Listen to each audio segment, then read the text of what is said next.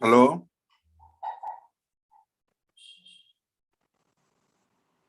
Sir, we are starting the chanting, sir. Hello. Sir, we can hear you.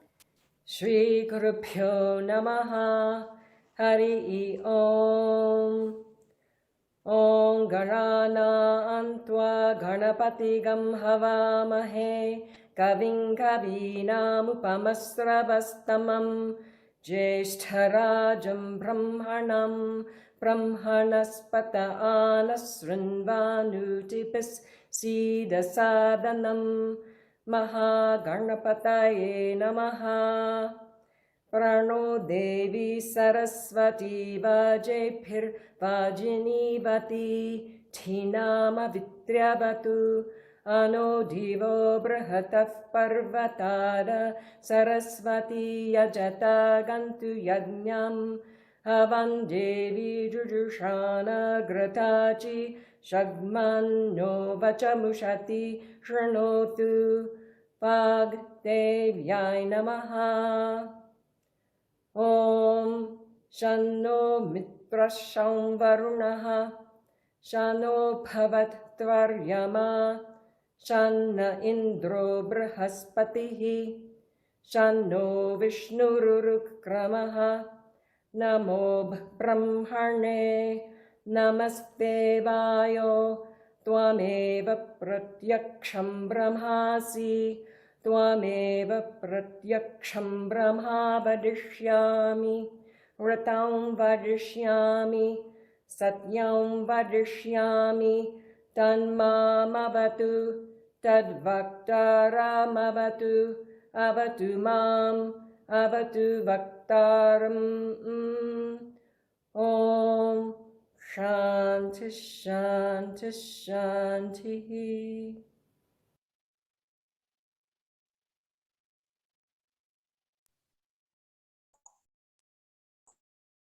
Namaskar.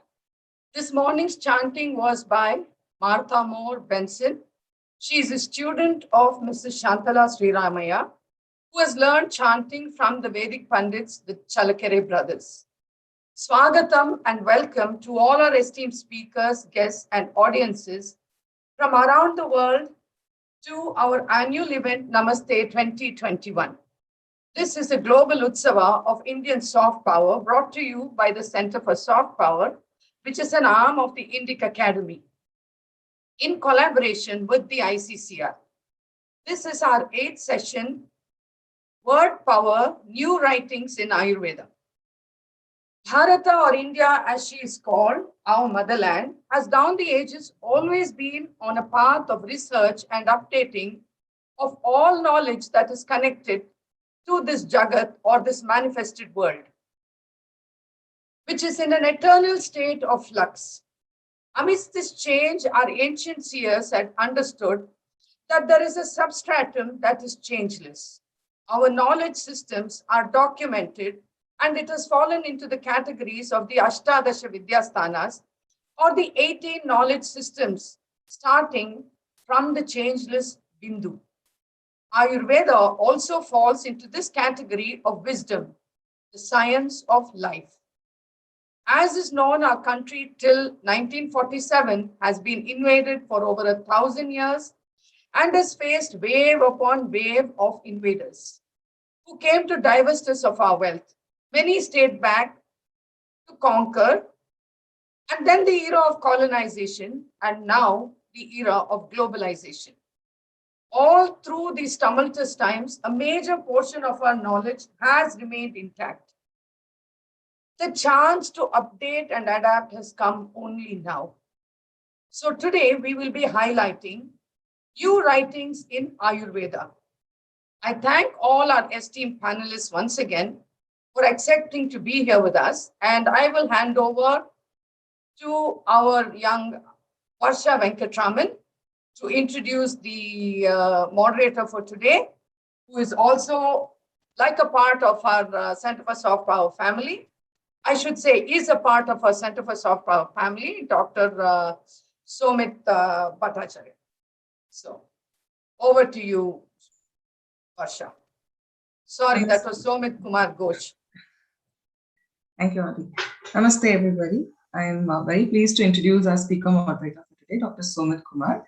Like Vijayalakshmi Aunty just said, Dr. Somit is a very close family member to CSP, and we're very, very glad to have him with us here today. A few words about him.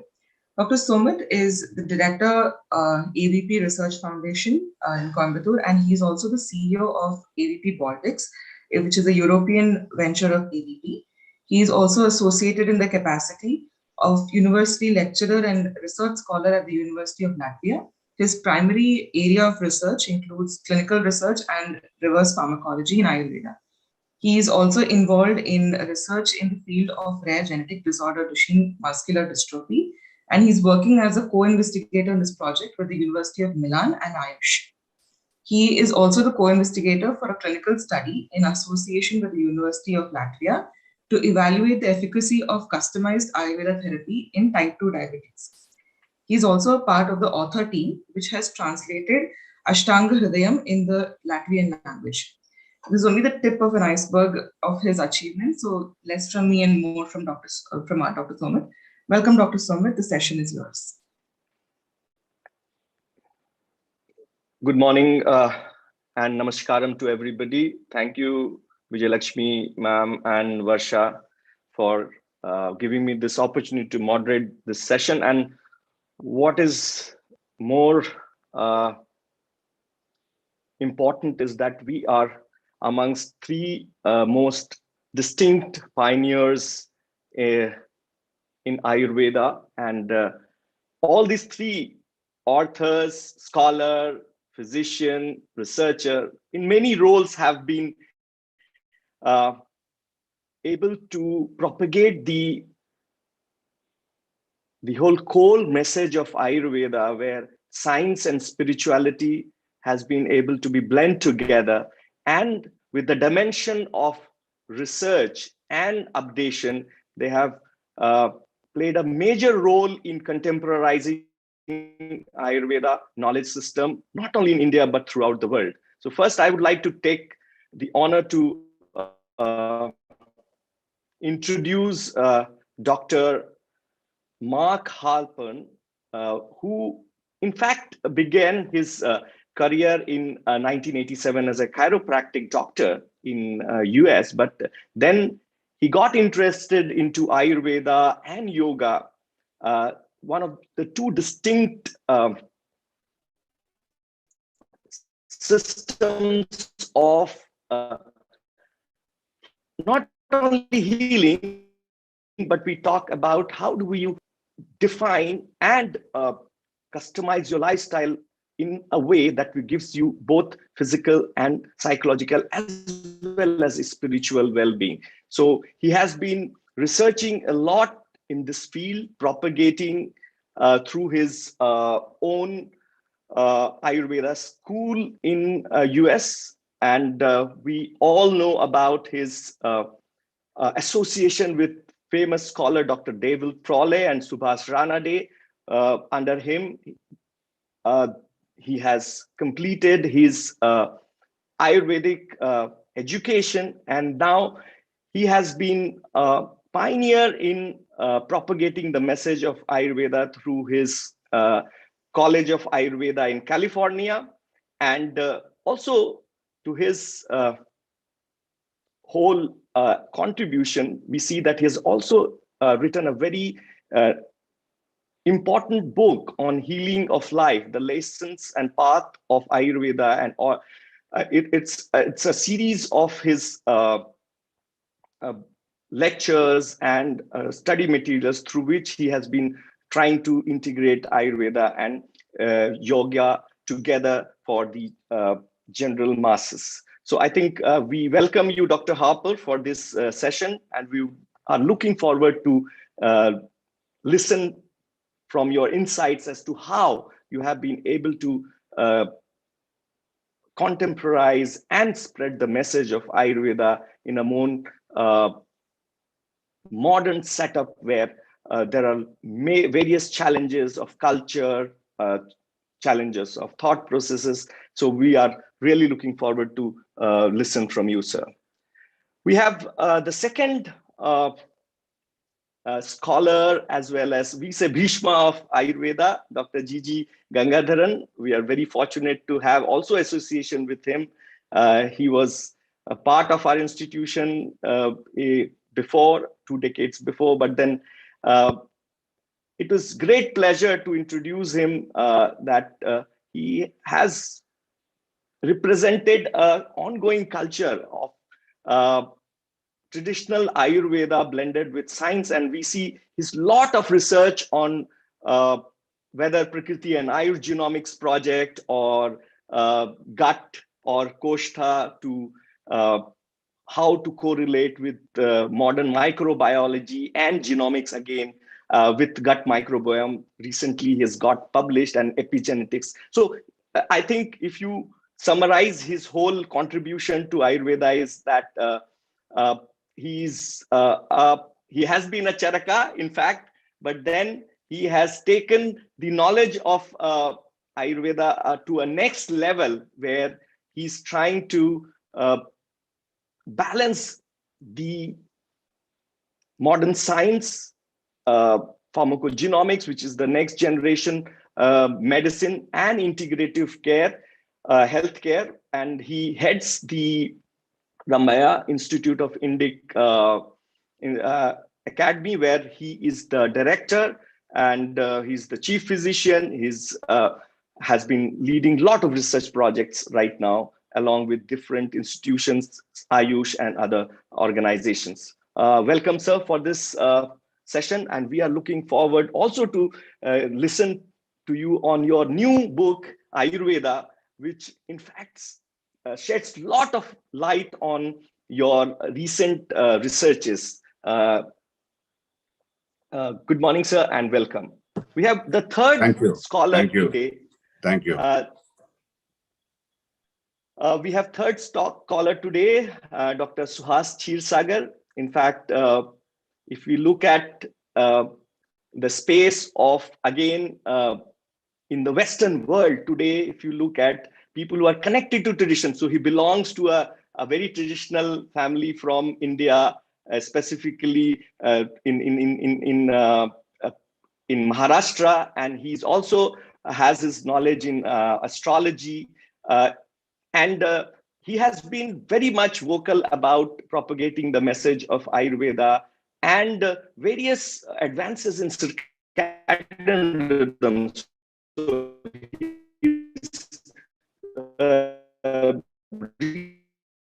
recent book, you change life, or hot belly, hot by a block, how to think, has been a kind of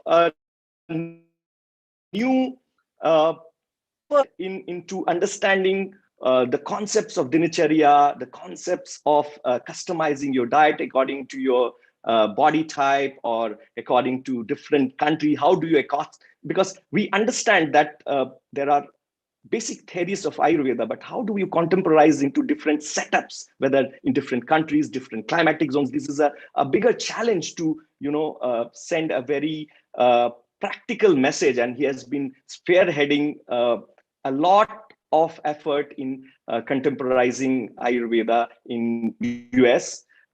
He's also associated with a lot of names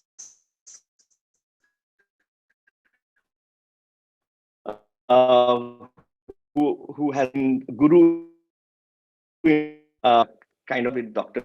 He's working with Chopra Center. I welcome Dr. Subhash Kshirsagar ji to this deliberation. Have we?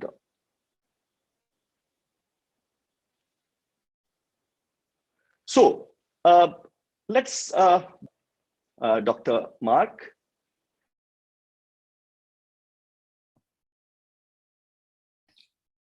Namaste, everybody. Om Shri Dhanvantaramurte Namaha.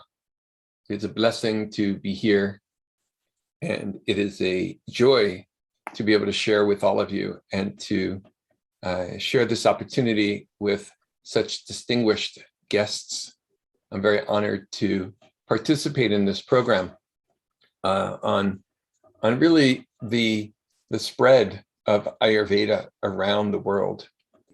I first became involved in Ayurvedic medicine about 1990. And that was when I met David Frawley and began my studies with him. And then I continued my studies with Dr. Subhash Ranade. About 1993, 1994, we realized that nobody here in the United States really knew what Ayurveda was. And I had a vision of trying to build a profession for Ayurvedic medicine here in the United States. I had this vision because Ayurveda is such a profound and important science. It is the science that truly understands the cause of suffering and how to alleviate the cause of suffering, how to maximize the potential for each individual so that they can reach their full lifespan, and in doing so, be of the greatest service to society. And so in 1995, I founded the California College of Ayurvedic Medicine, and I began to teach Ayurvedic medicine. But of course, this was a time when nobody knew what Ayurveda was in the United States. So I traveled around and I began to give lectures at every yoga center in California. And I began to share the knowledge of what Ayurveda was. I also began to practice. And people began to want to receive Ayurvedic healthcare. In a very short period of time, I had a 6-month waiting list of patients waiting to come and see me. And when I traveled around talking about Ayurveda, I found out that everybody wanted to be optimally healthy and to have peace of mind.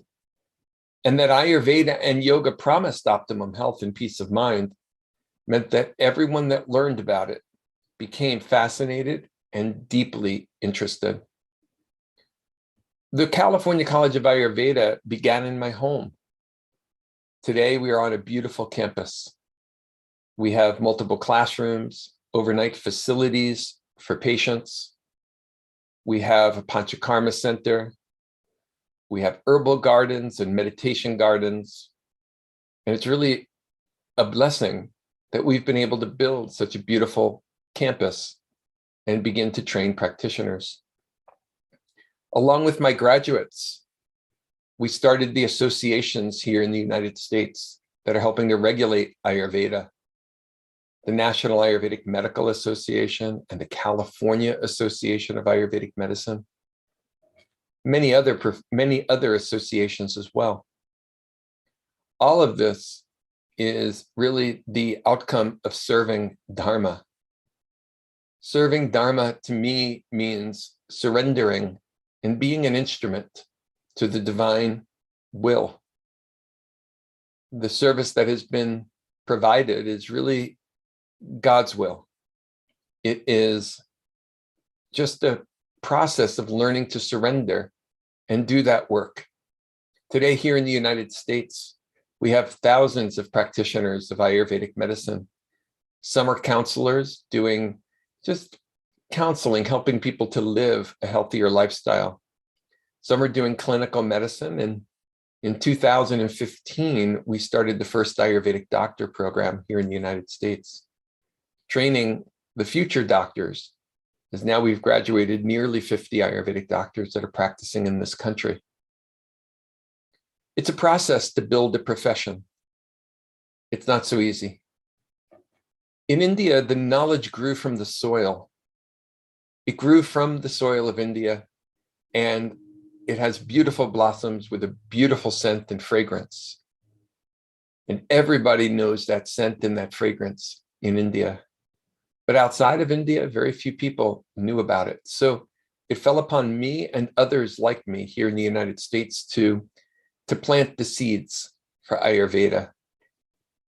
And people like David Frawley, people like Deepak Chopra, people like Robert Svoboda, and myself traveled around, and we began to talk all about Ayurveda, and people became interested in it.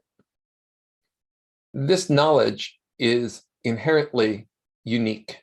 No other system of medicine in the world truly understands the totality of the cause of suffering and how disease moves from consciousness to the mind and how it moves from the mind to the body. And that healing only occurs when we journey to heal body, mind, and consciousness. And here in the United States, that is what is so attractive about Ayurveda. There are so many systems that address the body. There is herbalism, there's acupuncture and chiropractic and Western allopathic medicine. Very few treat the body and the mind. And none that I know of truly understand the interconnection between body, mind, and consciousness. And therein is what makes Ayurveda so unique. And so it has been a great service to be able to live my life in a way that facilitates the cultivation of harmony in people and their relationship to nature. Harmony is at the core of the Ayurvedic message. I like to say that where there is harmony, there is health. Where there is disharmony, there is disease. And Ayurveda is the path of understanding what is harmonious for you, whether it's through diet or whether it's through any of your five senses. We take into our bodies that which is going to nourish us.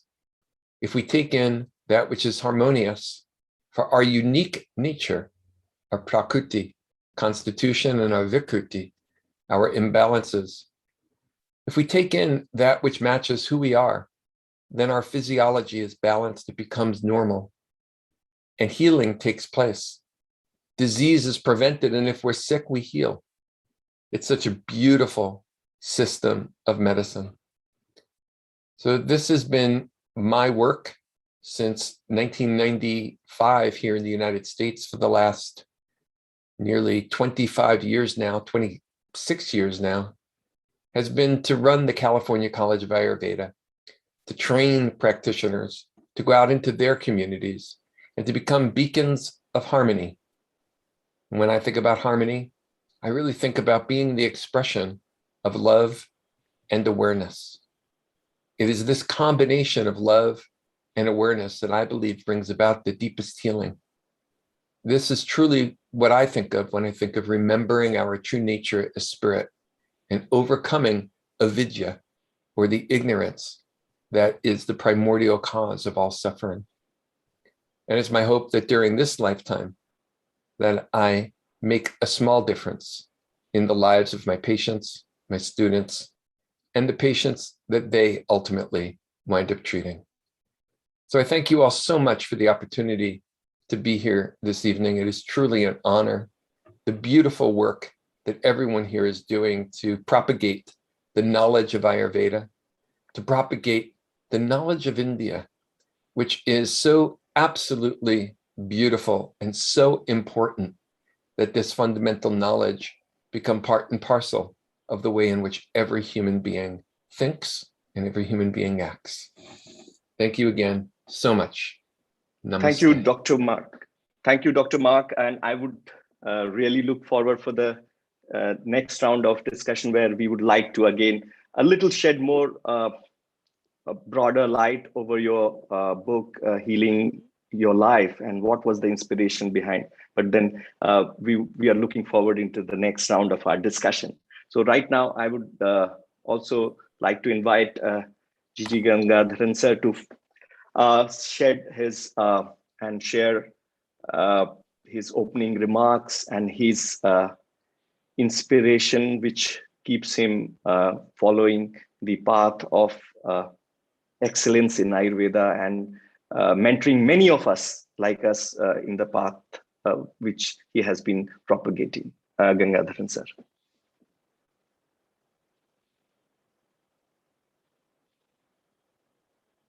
Sir, you have to unmute yourself, sir. Namaste to all of you. I hope all can hear me clearly. Yes, sir, we can hear you. I am extremely happy to be with you all, and it is an honor. And I was just thinking about the past. I believe Ayurveda and yoga are the two civilizational gifts that this country, Bharat, has given to the world. In 1975, when I have got a history before I studied Ayurveda. I was roaming around in the jungles of Bihar and then in Madhya Pradesh. When my sister sent a book on Raja Yoga by Swami Vivekananda, which made me to think that we have got many good, great things in this land, which has gone completely unnoticed, unrecognized, and we have been like an animal carrying on its back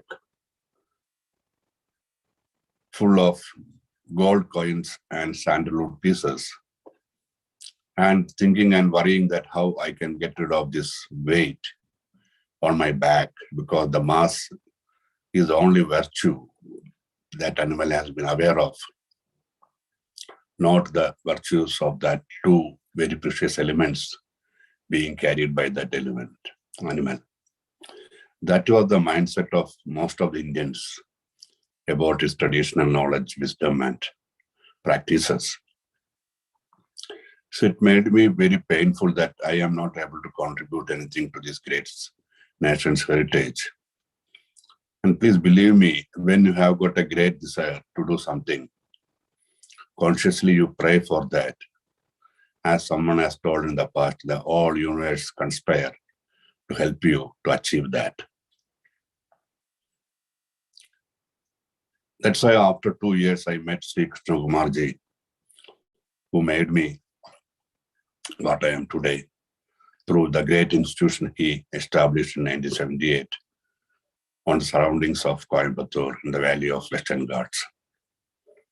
Why I tell this point is that when you have got a sincere desire, things without any selfish motive towards that, when there is an ichha in your mind, and jnana and karma comes and bless you to do that. That is what my life experience is. As been experienced by many of you, Ayurveda is like a well-orchestrated music for me. We feel like dancing to that music. That's what happens with my life. Ayurveda is not merely a science. It is a whole philosophy, whole backup system, which promote you to become a complete person. It touches your dharma, it touches your artha, it touches your kama, and which will ultimately take you to the moksha path. There is no other physical science which is so ambitious and so much powerful, which has got all the tools to help you to achieve that. Ayurveda does not give a very blank promise. It gives promise with the tools to achieve that promise, provided you are ready to follow that advices. That's why the first chapter says that Ayurveda Udesheshu Videya Paramadara. Paramadara, Vagbhara uses each word with a purpose. He never utter a single vowel without a very implicated meaning. So when you are completely surrendered to the teachings of Ayurveda with Paramadara, with the great respect and devotion and purpose, you achieve what it promises. So with this is what happened to me. When I decided, there was a college opened for Ayurveda, which suits my kind of mindset, and I could prepare for its examinations. I could pass through that many hurdles that has been there to go through that, and all came to me with a blessing, and I could achieve. And I will talk about my feelings and my experience. Some of them I have put in the book, latest book by Penguin, the Ayurveda, How to Restore Your Health. The journey in Ayurveda for me has been a great experience and great revelation. And I feel that more and more people, when they understand, they will learn. So that I tell everyone, if you are serious enough to completely devote your life, then only come to Ayurveda. Ayurveda is not a just practice. Don't think that you come to Ayurveda to develop a career. Then you are not an Ayurveda person. You are only a karmi of Ayurveda. The three levels of Ayurveda, Tattva, Shastra, and Vyavahara. Most of the Ayurvedic practitioners, even I say, including me, are Vyavaharis. Vyavahara is only the bottom line of the superficial line of Ayurveda. We have to go to Shastra, we have to achieve Tattva, then we become someone like near to the positions of Charaga, Sutrada kind of stalwarts who originally contributed to the aspects of Ayurveda. So Ayurveda plays at three levels. What we see today as Ayurveda is only the Vyavahara level, the practice level. We have to go beyond practice. Practice is the output of Ayurveda, but Tattva and Shastra are the sciences of Ayurveda. This is my experience. I'm extremely happy. I don't want to take more of your time. I'll be happy to contribute in the panel discussion when it comes. And I congratulate Mrs. Vijayalakshmi and the group and Somit Kumar and all at AVP who have thought about this soft power, kind of kindling it to make it a big fire so that the light goes to everyone who is looking for that. Thank you. Namaskar. Thank you, Gangadharan sir. I would like to now invite Shubhas ji to share his journey from India to a land where Ayurveda was very less accepted or known, and how did he made this journey possible and reach the pinnacle of success which he is now at, in terms of not only the growth in his popularity as a physician or as an intellectual, but also how did he face challenges in getting the thought process accepted in a Western mindset. Shubhas ji, your kind overviews. Thank you. Thank you, Somit ji. I hope you all can hear me and see me perfectly fine. Yeah. My sincere regards to Dr. G.G. Gangadharan ji. As we all know, he has been a doyen in Ayurvedic medicine, working tirelessly for a very long time. And I salute for his work and services towards our Shastra Ayurveda. My fellow friend and colleague, Dr. Malk Halpern, who has also been on this tireless pursuit of spreading the message of Ayurveda and training the next level of students and practitioners of Ayurveda in the United States.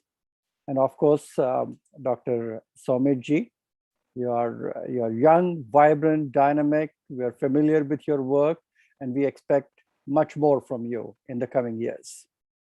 And of course, Vijayalakshmi ji, who has put this all together, as we all say, Yojakas Tatra Durlava, to put it all together and to inspire many, not only Indians, but our international fraternity to really understand the new writings in the field of Ayurveda.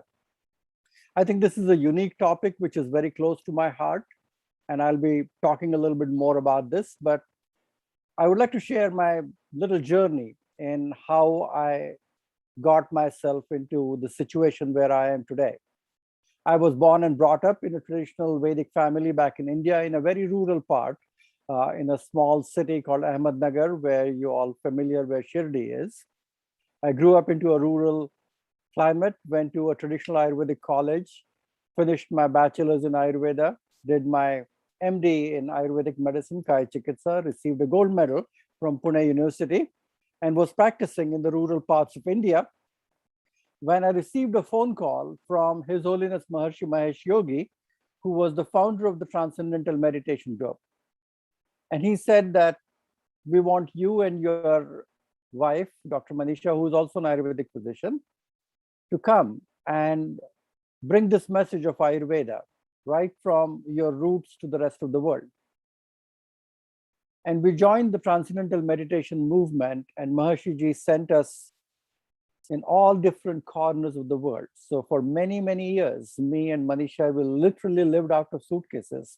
We went to about 39, 40 different countries where we literally lived, worked, taught classes, conducted workshops, seminars, started schools, started Panchakarma clinics, trained the local doctors. And it was enormous, enormous experience for all of you. From Ukraine, you go to Lebanon, Lebanon, you go to South Korea to Brazil, Brazil back to Sweden, variety of different countries, interacting with people, interacting with different medical infrastructure in the world, which actually created a very different perspective to where I was coming from. We grew up with Ayurveda, and we understand this, and we understand this is a mere extension of who we are, how we think, how we choose, how we eat, how we live. But looking at this as a practical aspect of medicine, and at that time, practicing Ayurveda without the availability of a single Ayurvedic medicine that we had. No churna, no kashayam, no avaleham, nothing. What we had was some simple spices and some changes in food and diet and lifestyle. And they itself were so powerful that we applied this template over and over again. And this opportunity for many, many years made me interact with some stalwarts in this field. And as we say that you have to constantly learn your own Shastra that you have learned, you have understood, you are trained, but you have to constantly learn new things.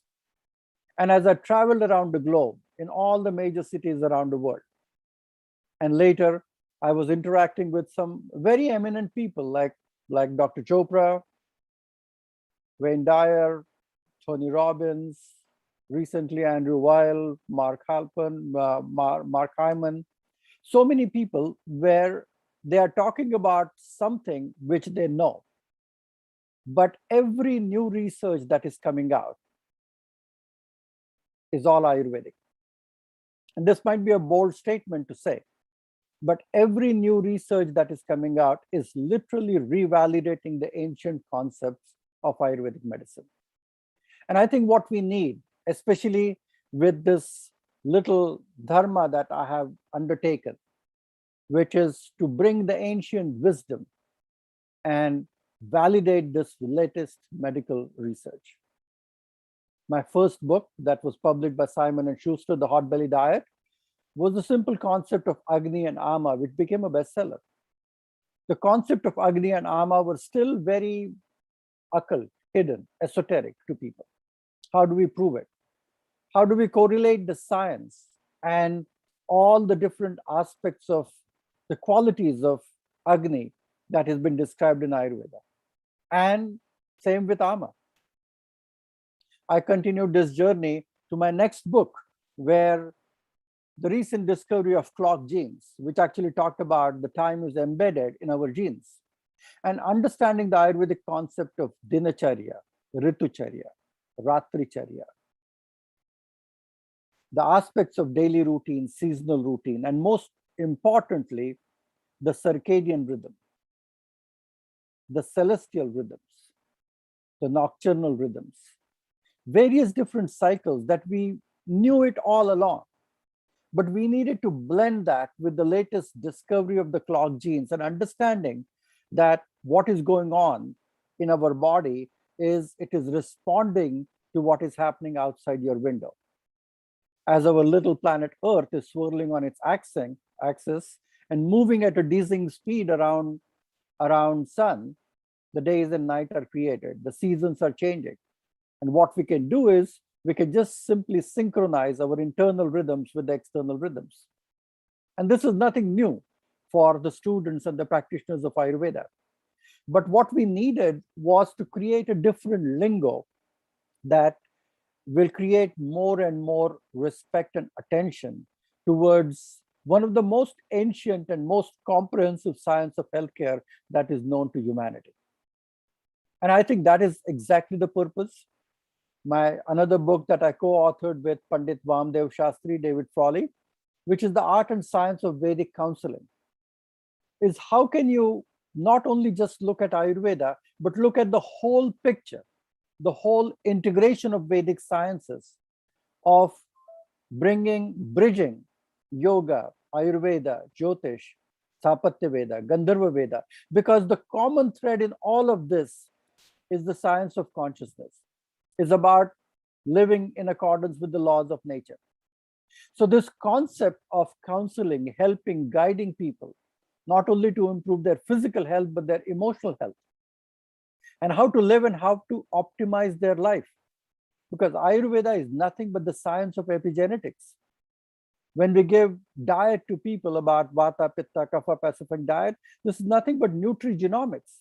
It's about nutrition, which will either turn on or turn off certain genetic pathways in your body.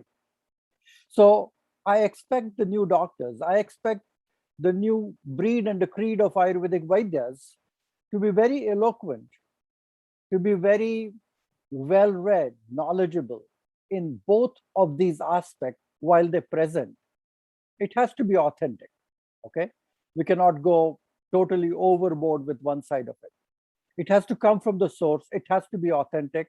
And that authenticity will give you the strength and the courage. And if you do things which are right, which are appropriate, which are authentic, the success will naturally come to you. People are hungry. What we know, the current statistics around globally is about 70–80% of the disease are non-communicable diseases. About 7 out of 10 chronic diseases have no cure in modern medicine. These are lifestyle diseases. And Ayurveda is the original lifestyle medicine. And if you blend that with yoga, we have such a powerful tool in our arsenal.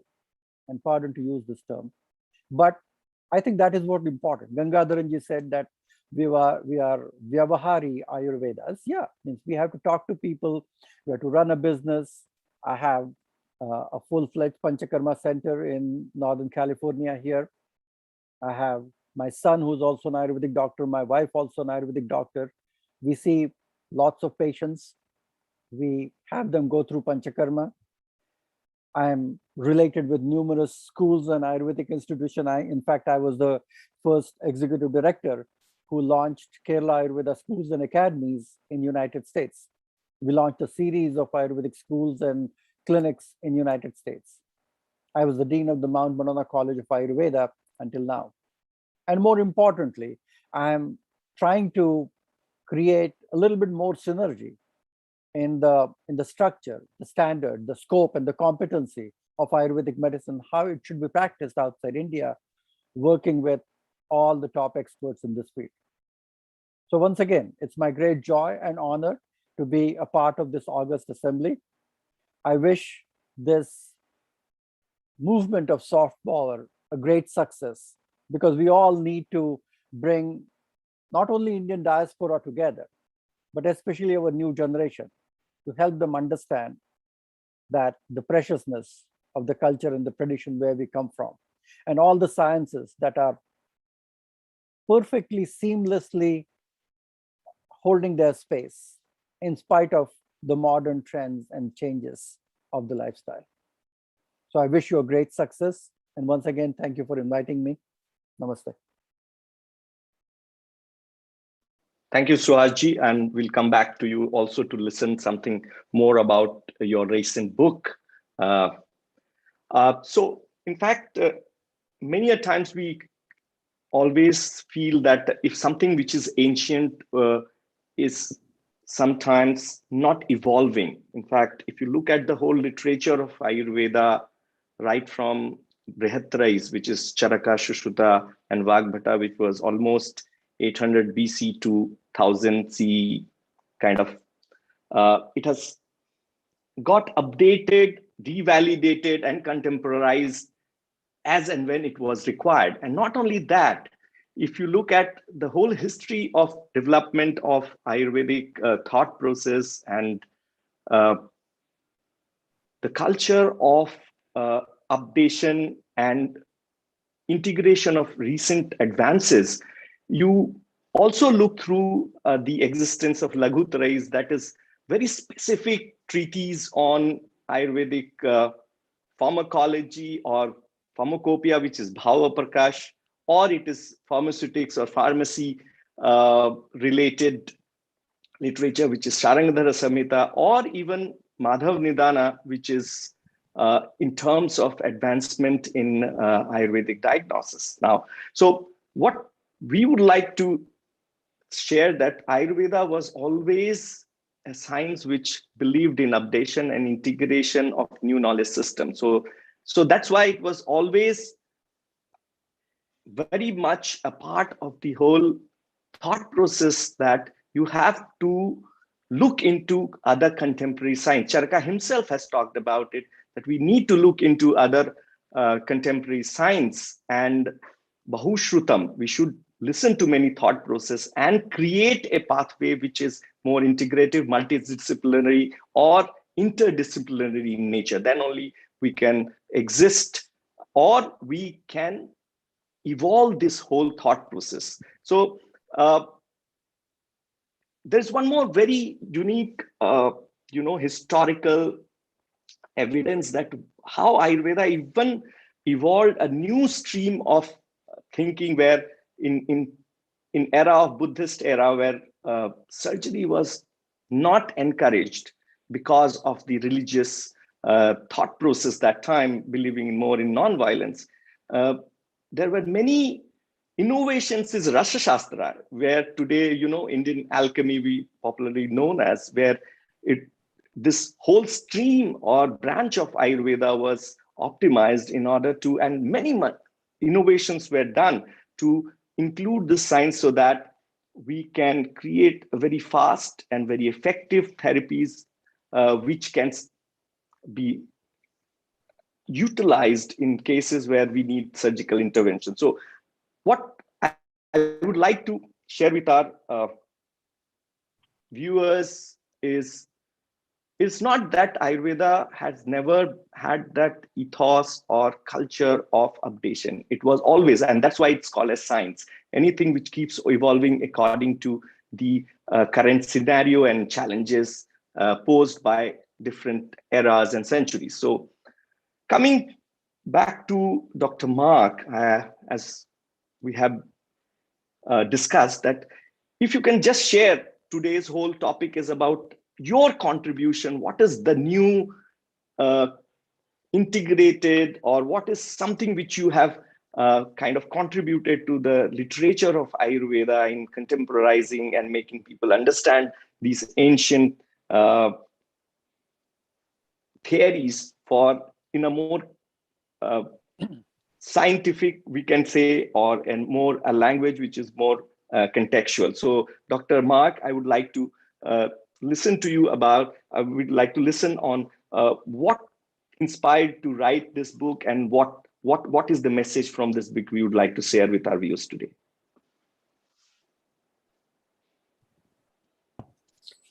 Thank you so much, Dr. Sumit. I have written a book for the public called Healing Your Life, Lessons on the Path of Ayurveda.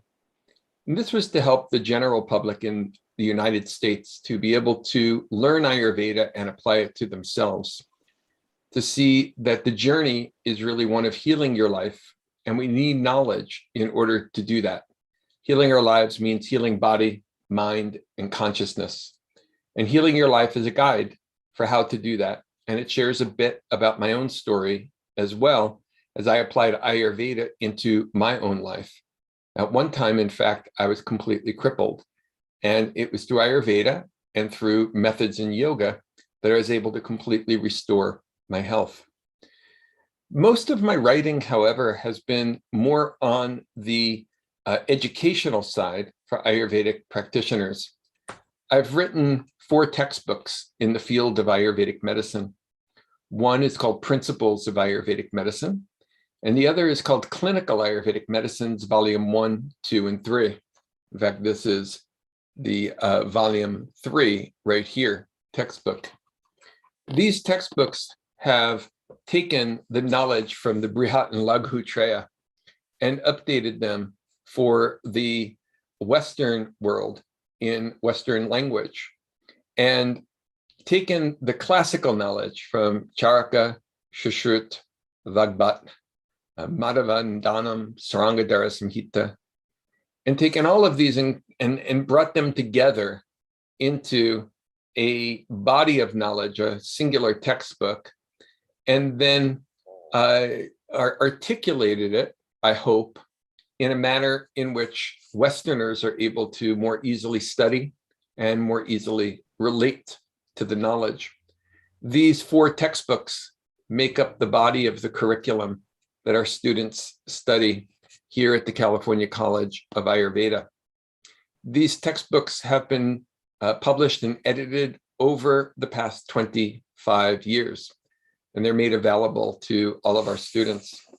Next year, we'll be releasing them to the broader public as well, and broader field of Ayurvedic physicians, so that they will also be able to benefit from these textbooks. It is very important to constantly update the knowledge of Ayurveda. Now, when I say update the knowledge of Ayurveda, I don't mean to change it at all. I mean to re-articulate it in the modern language and the modern culture. Ayurveda originated in India and, of course, in the Sanskrit language. Here in the United States, people do not know even the Sanskrit alphabet, let alone the Sanskrit language or even Sanskrit terminologies. So we have the challenge of having to determine how to best communicate the fundamental principles of Ayurveda to the general public, and then go deeper with the Ayurvedic practitioners who are studying here in the United States. And as Dr. Suhas talked about, it's also so very important to bring modern science like epigenetics into the conversation, because there is a tremendous amount of integration. There's a tremendous amount of science that is already present that proves Ayurveda. I teach a course here at the college on research methodology, where we go through the published research through PubMed and other research databases. And we take a look at the research on Ayurvedic medicine, on herbal medicine, on epigenetics, and on molecular medicine. While we talk about the importance of epigenetics, the importance of molecular medicine is also very important, because the molecules that are present within the Ayurvedic herbs have actually been shown to repair the genes such as P53 that are found in a variety of cancer patients and in a variety of different cancers, not just P53, but many various genes that regulate cell growth and cell division. But this is just one example. They're found and proven to be anti-inflammatory. They're found and proven to reduce pain, and so on. It's remarkable what the ancient teachers of Ayurveda came to understand about the herbs. We have no choice except to try to communicate it in modern language. Western science is the modern language, so Ayurvedic doctors have to know Western science, and they have to know how to communicate it effectively, yet also at the same time stay absolutely true to the classical knowledge. This is very, very important, because the classical knowledge is absolutely fundamental to bringing Ayurveda to the world. It's where the gifts lie. Western medicine already is an expert in Western medicine. Westerners want that, but they want something new. And what is new to Westerners is the understanding of the integration of body, mind, and consciousness, and that lifestyle is so very important to our health and our well-being. All of this is very important. And so my writing has been to try to contribute a clear way of communicating these concepts, both to the general public through Healing Your Life and to our next generation of Ayurvedic practitioners through the 4 textbooks that I've written, Principles of Ayurvedic Medicine and Clinical Ayurvedic Medicines, Volume 1 through 3. Thank you. Namaste. Thank you, Dr. Harp. In fact, if you look at the whole recent history or contemporary history of Ayurveda 100 years back, we see one of the pioneers were Gananath Sen. Like, he was a Sanskrit scholar, but as well as he was a medical graduate. And then he took one of the first attempt to, write a kind of a book which correlated modern anatomy with Ayurveda, and Pratyaksh Shariram is one of the book which he had written. So it's, in fact, the whole attempt to contemporize Ayurveda had always been there, whether it was across each century, it had been there. That's why, in fact, the collection of textbooks or basic manuscript in Ayurveda is more than 100,000, which is yet preserved, and how many destroyed across generations,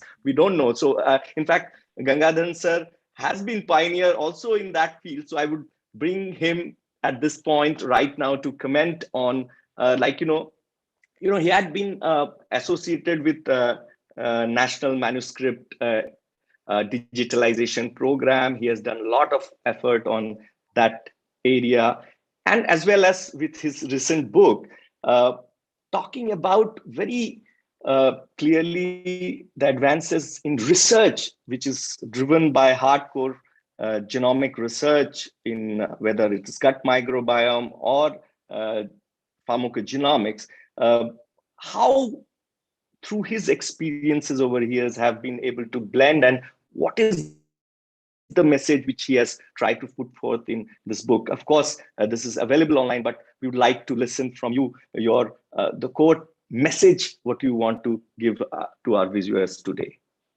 Gangadharan sir. Thank you, Swamit, for that introduction. This is the book he has been talking about, which has been published by Penkin. The advantage I see through this kind of publication is it reaches the masses, people who want it, so we'll be able to read it. There's one other work which I published together with Dr. Vandana Shiva. Is the old philosophy of Ayurveda, how it helps for the future generation, how we are going away from the nature and how our development has been highly mechanistic, how distorted the old life purpose because of the mechanistic worldview, and whether we want a life of diversity-based natural living system, or we want a mechanistic and reductionistic thing, which is propounded by industrial kind of mindset, which are looking commerce as the main tool of development. So I think that book also should be read with this book, because that gives a lot of philosophical background of why one is in this area. And I strongly believe Ayurveda is a science waiting to be explored. It is a sleeping giant, and aspects of Ayurveda are yet to be revealed to the people to use. And if you look into the evolution of Ayurveda, like Swamit has been telling in the initial introduction, from Rig Veda, where there is explanation, there are explanation about 10 to 12 plants. When it comes to Atharva Veda, there are 62 plants being explained, and Charasam is around 650 plants, then 1,200 plants in Vakpada's work. And the latest survey conducted by Ministry of Environment and Man and Biosphere Program, 12 years, where they mapped the ethnic communities' practices of local traditions, came out with a list of 7,000 species of medicinal plants of India, which are being used by different ethnic communities for different purposes of health-related activities. So it shows the abundance of knowledge that's lying in this area. And we say in Ayurveda that Jagatteva Manausadam na vidyat kinjit vasad nanartha yoga yoga. This very profound um, uh, presentation of Ayurveda, thinking that everything in this universe is potentially medicinal, that concept come with a great background behind that. This is the thing that I say that it's a sleeping giant. It is to be explored further.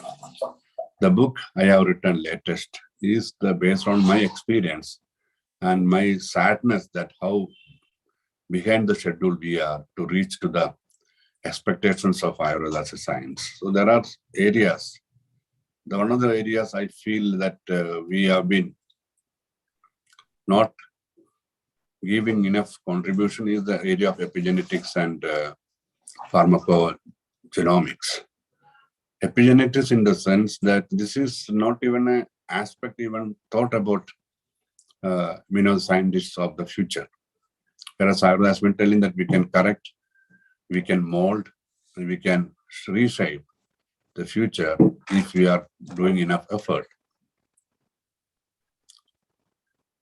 And there is one concept which I explained in my book, which I want to that Prakara Yoga. Prakara Yoga is a hidden concept, has been propounded by people in the area of pediatrics in Ayurveda, which talks about the day one of the birth of the child to the 12th year, how we can constantly correct and reshape and make a person perfectly healthy and who can be completely prevented from any kind of diseases of infectious nature, as well as how there is, if any genetic deformities that has to be happen, that can be prevented. So this kind of great concepts, and not even a single study has been done on this Prakara Yoga, which is very potential area of Ayurveda. And if you look into other areas also, the eugenics. Eugenics is a concept very unique to Ayurveda. How many of us are talking about eugenics? Eugenics talk about how a parent has to be prepared to make a healthy offspring through the conjugation in their lifespan. So why we are giving Adulya Gotram, Adulya Dosham, etc. in a marriage proposal? Why we keep a distance, a gap of 3 to 4 years between male and female? What is the importance of certain nakshatras when the conjugation takes place? What is the importance of certain kind of dietetics which has to be followed by the couple who is looking for a healthy offspring? And there are histories of creating a engineered child to defeat a person in a conference after 6 years of nurturing that child from the day of conception. That means we can make a child of a great IQ and we can plan it, we can engineer it, and we can create this kind of anecdotal history, things are there in the history, which is not very past, very old. So this makes that one to think that there is a need for a concerted effort to work in these areas of gray areas that are there in Ayurveda.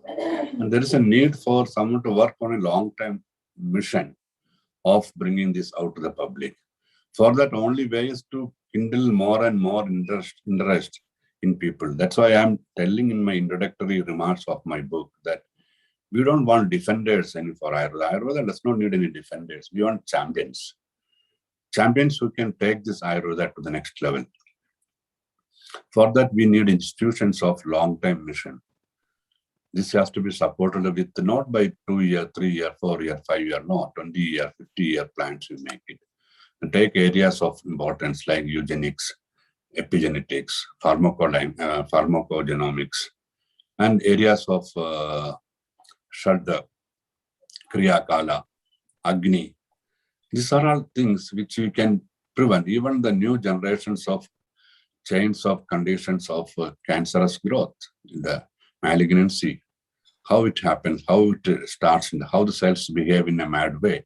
What is the reason for cells to behave in a mad way? It was not so common before. Why it is happening today? How the mind works on your body, how the mind is influenced by the consciousness.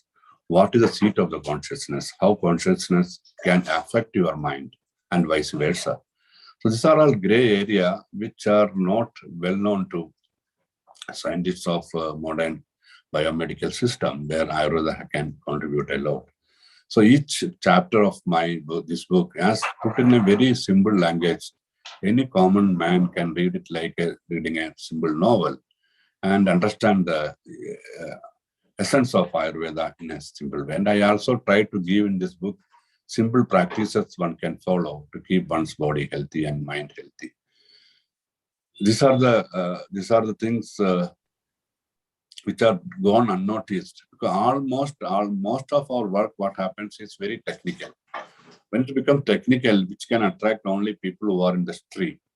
We want to get people attract from outside the stream to come to Ayurveda, not as a practitioner, but as a follower of concepts of Ayurveda, which will help them to improve their health. So we need more work, more institutions, and more long-term missions to achieve that. That's what I have been doing this work.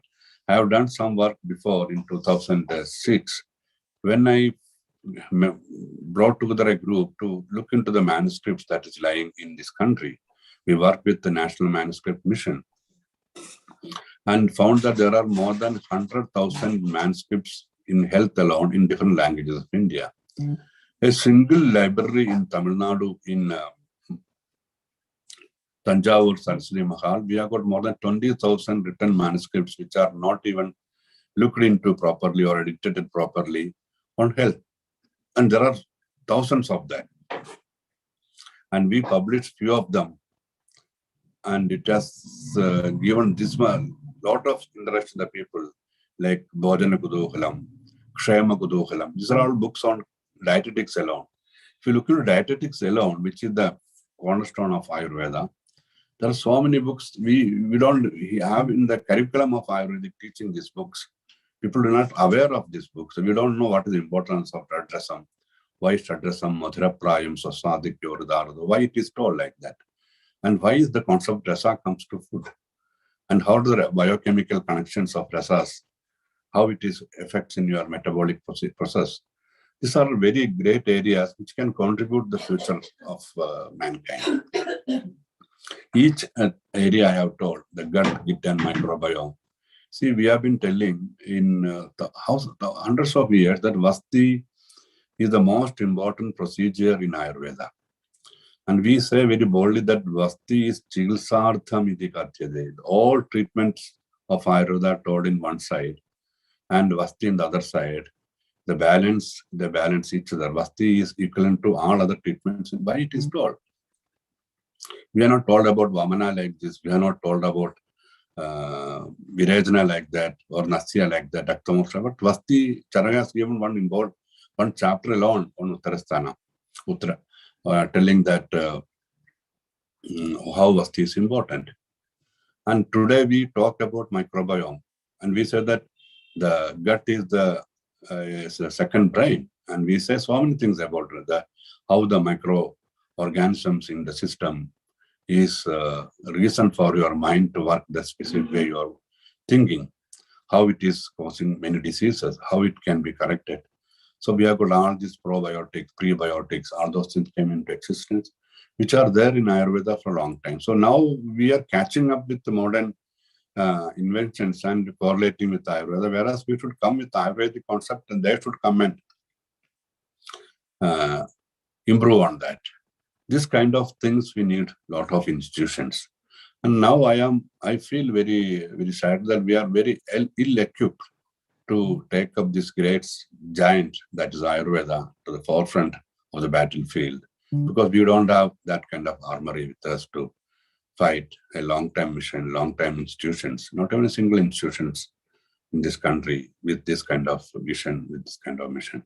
This all book I have given not only the background, the philosophy on the principles of Ayurveda, the practices that one can follow, also a lot of anecdotal experience one has undergone through the clinical practices, why we feel the way we feel.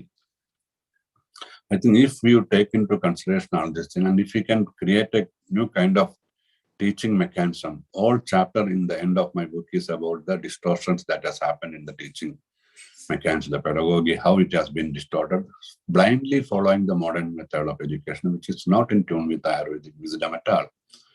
Our process of learning through the steps of Adhiti, Bodha, Acharana, Prajarana. These are the 4 levels of learning, which has gone completely out of the window.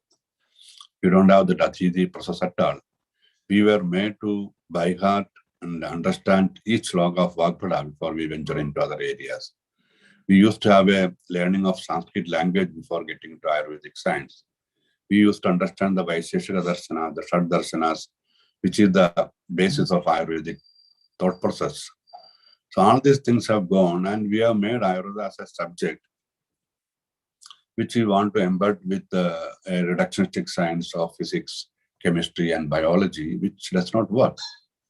So unless and otherwise we have a foundation in Ayurveda which is strongly built, then we can absorb, understand all the modern science in a right, undistorted way.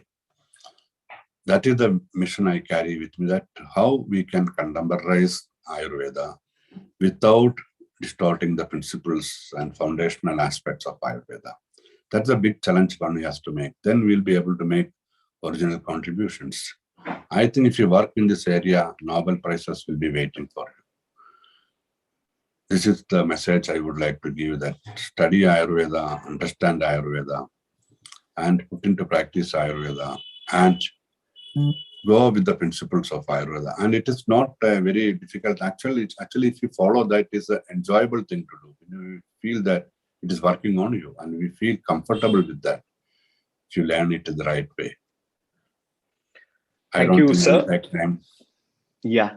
So I think, in fact, what was very unique thing which stuck to us as younger lot of Ayurveda physicians, rather I would like to say, is that your book also kind of, as when we grow in as a Ayurvedic physician or as a researcher, we have a lot of dilemmas as to where there is a very independent, discrete allopathic research when we blindly try to correlate, and we don't get books driven by hardcore research based on Ayurveda thought process. So this was a unique book where we saw that when a very hardcore Ayurveda concept was first studied and designed according to what it wanted to get an answer. Like, we wanted to get an answer of whether Prakriti has a correlation to pharmacogenomics, whether gut microflora or gut microbiome has some relation to Koshtha concept. So such kind of research is very important, and these kind of research driven books, when it gets kind of more into more public domain, that is where I also see, as students, as scholars, we get more convinced that yes, we are evolving and we are adding to the whole compendium of knowledge of interdisciplinary understanding of Ayurveda basic principles. So it's excellent kind of inspiration from you, sir. I think we feel that you should all guide us for this kind of innovation, and we really share that the vision of your creating institution of excellence. I've been hearing from you for last a decade now, and you have been trying in your own capacity to do that, and we hope all these visions come alive. And coming to Kshir Sagarji, of course, so I think the latest book, or the book what he has written before, has been at a very inspirational, a very unique in terms of where we all know about circadian genomics now. We know once it got the Nobel Prize of Medicine in 2017, everybody started talking about, and then but the thing is that inherent concept of dinacharya and ritucharya is very much aligned to this thought process. And I think through his teaching, he has been able, or through this book, he has been able to very much align the scientific thought process of this concepts and modern advancement in science, biomedicine. So I would like to, listen to Suhasji's basic inspiration behind writing these books, not only this, but the previous book on Agni and Ama also, as to what is the central message you wanted to give through these initiatives. Well, and also what were the challenges and criticisms. See, again, one more important thing is also, when we start writing this books based on interpretation and approaches of managing two different thought process. Did you also face criticism, and what is your answer to that? Well, we always have obstacles and we do face criticism, but that's one more sign that you're on the right track and you're doing the right thing. So going back to what Gangadharanji was saying, that I fully agree that there's nothing more to upgrade in what is already being said in Shastra. It's time to decode it. It's time to really understand it and try to really confidently take maybe a sutra, maybe a concept, maybe a theme, and to really put to a test, because I think there is numerous research that is coming out on a daily basis, but we just have to look at what we have and how we correlate that. When I was doing my research for the Hot Belly Diet book, one of the things that I noticed that about 70% people in the country of United States were eating late and sleeping late. So the tagline was that eat late to gain some weight and sleep late to gain some weight. And we look at from an Ayurvedic perspective, look at this from an Ayurvedic perspective, we do understand that eating an early dinner, how important that is. And more importantly, that we have been recently hearing about intermittent fasting and the importance and the benefits of fasting. But the concept of upavasa, the concept of hit the book, eating something which is right for you, myth the book, eat less, that helps you live longer, healthier, happier. These are all concepts that are scattered. These are pearls and pearls of wisdom. We just need to take these and apply this to all the latest research that is coming out. One of the things that I noticed when I was writing this book, Change Your Schedule, Change Your Life, was that people are super busy. Their busyness is making them disconnected from their body. They're not mindful in what they do. The timing is everything. And so it's not when you exercise, what you exercise, but when you exercise. It's not what you eat, but when you eat. It's not how much sleep you get, but when you sleep. All of these concepts, when you are aligning your internal rhythms, what the body is trying to do. We talk about the rhythms of doshas, the kala of different doshas that are predominant in the body. And what are the activities that these doshas are carrying out in different srotases, different dhatus and upadhatus. And we try to correlate this Ayurvedic understanding with what the latest scientific research is when the immune system is active, when the lipid synthesis or the triglyceride metabolism is active in the body, and try to correlate with the times of the doshas and the activities that the body is trying to do. You have a complete blend, and that blend it actually fits like a hand and glove together. But it's time for us to actually go out and put it together and make this authentic information present in the light of scientific knowledge. And I think that's the whole concept of it. I have also published numerous research articles, and one of the mission or the purpose that I consider is to really understand where we are coming from, what our strength of Vedic medicine is all about, and where we can apply it.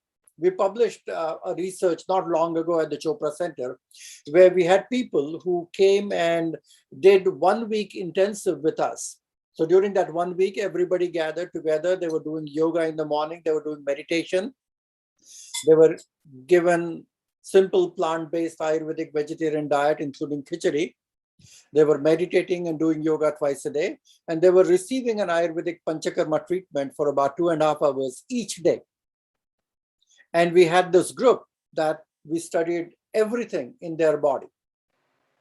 All the different biochemical studies, the labs, microbiome studies, genetic profiles, and they were walking around with various gadgets that was monitoring their heart rate variability, their blood pressures, their EKG, time sensors, touch, variety of different markers itself. And we collected the data about a week later after they went through this, what we call it as the modern version of Kaya Kalpa program. We noticed that their telomeres were lengthened by about 43% within a week. All their inflammatory markers came down significantly. All the various pathways of genetic switches that were turning on towards the chronic disease were completely turned off. Their blood pressure was much more regular. Their inflammatory vascular inflammation went down significantly. This study is actually published in one of the most respected scientific magazines in Nature. So the work that we all have to do is to take this forward, to do it confidently, to interact, not only just integration or interdisciplinary or transdisciplinary research, but having an understanding about how to create a lingo to talk to different people about Ayurveda in a way that not only they will understand, but they will respect. We need to bring the glory back to our sciences so that it not only assumes the respect, but actually becomes not only a new age medicine, but what is needed actually is a total blend of spirituality and medicine together, which the core message of Ayurveda has been.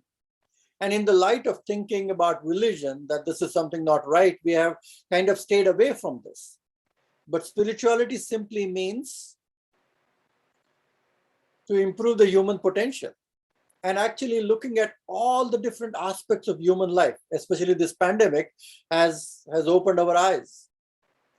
It has made us realize that the world is family. The whole world is our family, and no country, how rich they are, can take care of every citizen of their country. So it's going back to individualized medicine. It's going back to understanding that the human collective consciousness is affecting everything. Global warming is nothing but internal inflammation, which is a silent epidemic that is a killer to almost every developing as well as underdeveloped countries. And the developed countries even more. What Gangadharanji was saying about the aspect of ecology and Ayurveda. Because I think that's where it's boiling down to, the quality of the soil, farming, agriculture, production of the food, what it does to our body. And I think the new team of Ayurvedic doctors, researchers that is coming out, they need to take very, very simple things. You don't have to really create a very complex thing. Even when you take one sutra about, say, Nidrayattam Sukham Dukkham Pushti Karsha Balavalam, each word, you can spend a lifetime on research. Why lack of sleep will make you dukkhi or unhappy, or how it will make you happy and relax, how it will make you gain weight or lose weight, how it will create more energy or you'll deplete your energy. Life and death, we are barely scratching this at the surface, that each of this sutra and the words, actually you can spend a lifetime in researching about it. And there are numerous things. And the thing is, you don't have to confine to only one thing. You can study embryology and understand what eugenics is all about and improve the quality of progeny. And how do we do that? You can focus on anti-aging. You can focus on food, particles, medicines. I have helped numerous companies to create Ayurvedic products, and many of them have a business more than $100 million. The technology of using the right kind of herbs and foods in a format that is much more bioavailable for the system. So there are numerous avenues for research. I'm like a little kid who is really excited to go out and do and venture in so many different fields and interact with people who are way more smarter and talented than me. You constantly learn and grow. Never stop learning. Thank you. And it will energize you to do something what is really good for your sciences. Thank you. Thank you, Dr. Suhas. In fact, a very great message for, like, that there is kind of possibilities to, ponder. Also, contemporary scientific message. I think we are coming now to very short closing remarks. So first, I would like to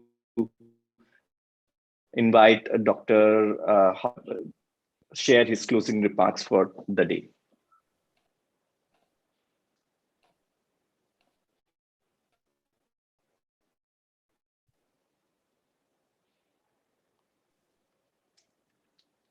Sir, Dr. you Mark? have to unmute yourself. Dr. Mark? Yes, yes, thank you very much. This has been a beautiful panel and exploration of bringing Ayurveda into the modern world and doing so all around the world. And it leaves me inspired about the possibilities for Ayurvedic medicine as we go forward. I envision a world where we live in harmony with one another and we live in harmony with nature. I hold this vision knowing that we as human beings are imperfect and that we will inevitably have challenges along the way. And yet the knowledge of Ayurveda provides a path.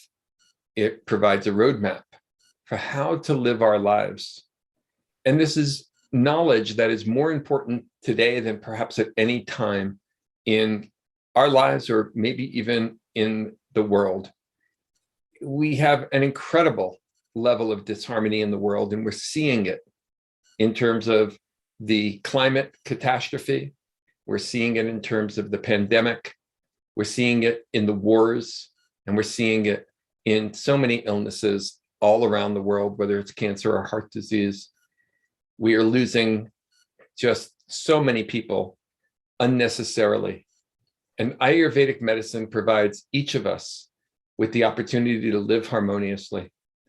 Ayurvedic medicine provides each of us with a set of directions, and all we have to do is live by them. If we live by them, we will be both happy and healthy. And I think that the leaders that we have here today and the leaders who are not here today, that are all over the world, play such a vital role in their communities, in their countries, being beacons of light for harmony, for love, and for balance. And Ayurveda, never underestimate how important it is. It is the single most important body of knowledge in healthcare anywhere in the world. And it is so beautiful that it has spread out of the boundaries of India all over the world, because Ayurveda belongs to nature, and nature exists everywhere.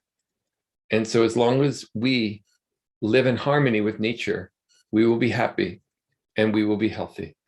Thank you so much for the opportunity to join all of you this evening. Namaste.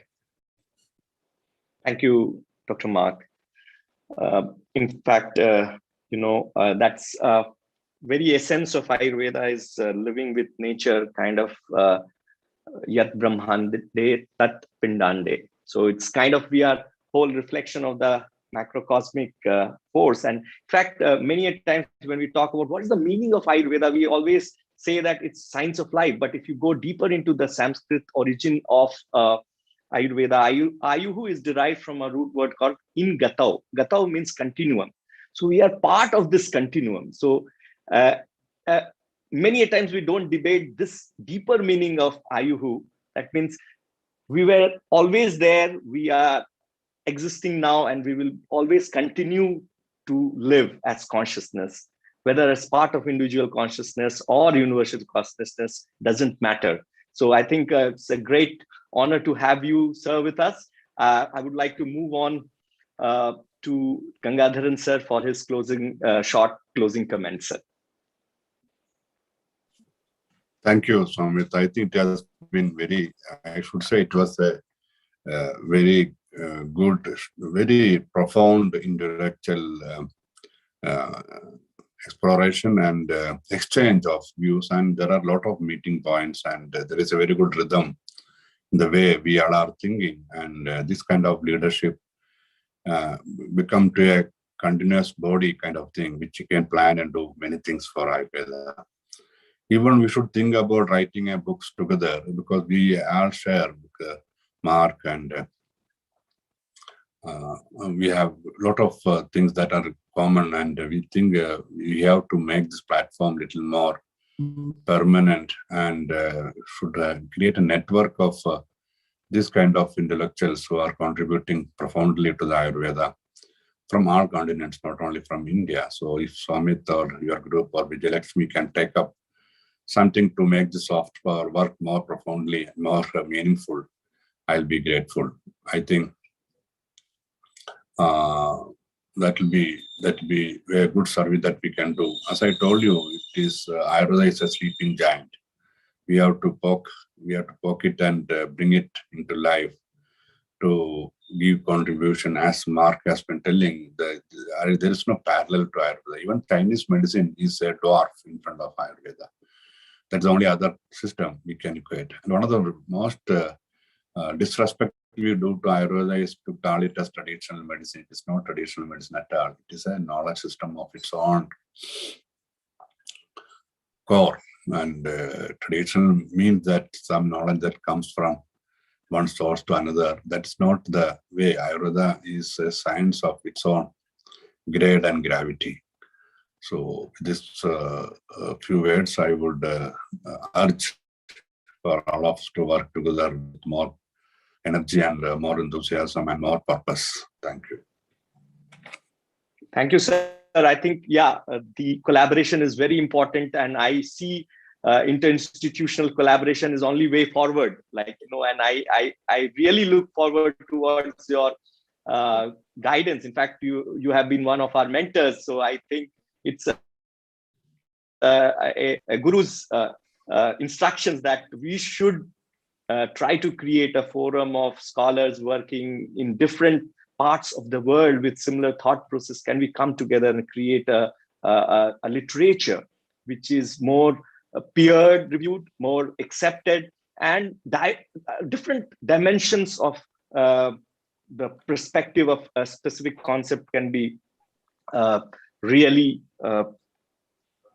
tapped. And I think Vijay Lakshmi ma'am has been a great leader, bringing us all together. And I hope that this association would kind of fructify newer initiatives. Thank you, sir, for that guidance. Suhasji, some of your closing comments. Well, thank you. And again, Vijay Lakshmiji, thank you for putting this together. I think it's a wonderful forum, and we should have many more interactions of this kind to inspire more people. But I think there's a lot of work that is to be done. Many institutions need to collaborate with each other. And more importantly, I think is the people who are the spokesperson of this wonderful science need to really live this way, think that way, behave that way, act that way. And that is the way you will inspire your students, your clients, your patients together. And more importantly, it is exactly what is going to give you the energy and the dynamism to continue to work on this path. Where we are heading, I think this is a great opportunity for making Ayurveda mainstream, even in India as well as globally. And I think what is the need is there's so much of darkness around. The lamp that we have is something which is really, really useful and effective. So I wish all of you all the best, and may Lord give each of us a lot of strength to allow us to be on this track and live up to our dharma. Namaste. Thank you. Thank you, Suhasji. And I think with some basic excerpts from our whole deliberation, and what we come across is the first word is collaboration. Then multiple thought process, multiple stakeholders need to come together and enrich the science together. That is a central message. And what are the newer writings of Ayurveda when you talk about what is the new innovation in which we are going to add to the whole vast knowledge of this great Ayurveda science, is that newer avenues of integrating new forms of knowledge system, and then adding it to the traditional without going away from the tradition as roots, as all the speakers have talked about, is the way forward. And I think I would like to now invite Vijay Lakshmi ma'am to have her closing comments. Thank you for giving us all this opportunity to share our views, and looking forward to have new initiative with more focused attention and guidance from all of you. So as a start to what you've all asked, I request all of you to be on like an advisory board for Ayushman that we will start celebrating in after Dhanvantri Jayanti. So if we could all just, get together and decide how to go about Ayushman 2021, I'd be most thankful. Dr. Gigi, Dr. Suhas, and Dr. Mark, and of course, Somit. So I will now allow my team to, give the vote of thanks. And of course, I would say, now that I consider you a team, I would only say that, I appreciate that you've all been here with us today. Asha? A very big thank you to all of our speakers today. Thank you, Dr. Somit, for steering and giving the conversation a very great outlook. It's always a pleasure to have you with us. Thank you, Dr. Mark, Dr. Gangadharan, and Dr. Suhas for sharing your stories and insights. Your constant efforts are making very technical concepts of Ayurveda understandable to laymen that is appealing to so many people. And moreover, it's paving ways to collaboration and integration with other aspects of science, which is the need of today. So we look forward to more from you and to connecting with you again in the future. With that, we come to the end of Word Power, New Writings of Ayurveda. A reminder that we have a session on yoga this evening with Shri Arun HS. He's a yoga teacher from Prashant Yogashraya in Bangalore. And tomorrow is our final day of Namaste. And we have exciting sessions on handicrafts, sports, and soft power diplomacy. So we hope to see you all there. Thank you and Namaste. Thank you.